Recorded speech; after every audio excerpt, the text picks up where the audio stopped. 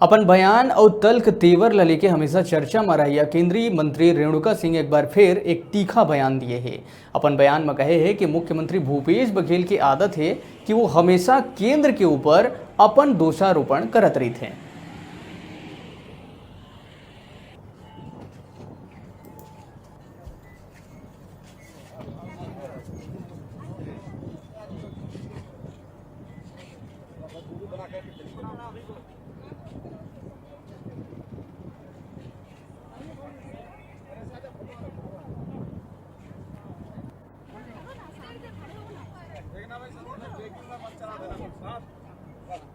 दूरी बना के रखेंगे ठीक है।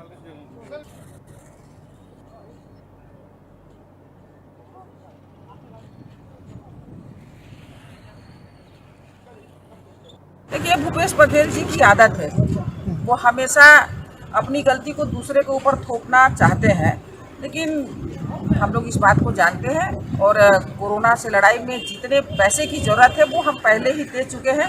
आप सही मांग करेंगे तो उसमें भारत सरकार कभी पीछे नहीं हटेगी।